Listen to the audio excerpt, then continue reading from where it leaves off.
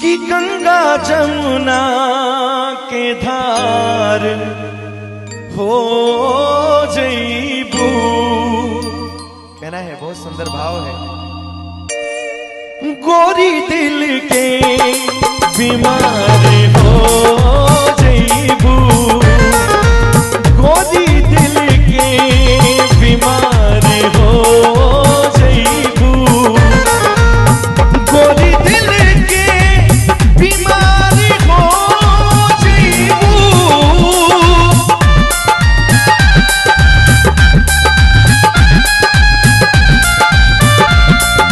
दूर रहबू बेकार हो जईबू, दूर रहबू बेकार हो जईबू।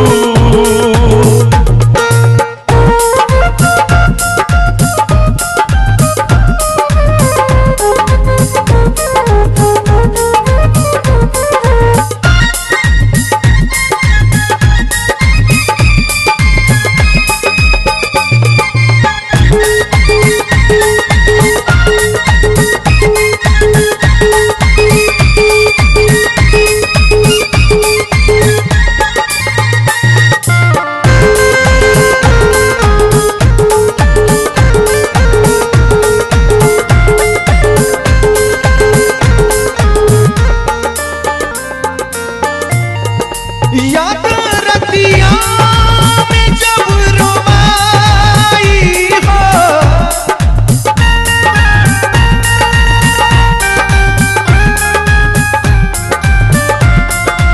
याद रतिया में जब रुबाई हो।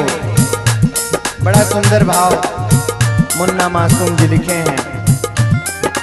याद रतिया में जब रुबाई हो, याद रतिया में जब रुबाई हो, गंगा जमुना के धार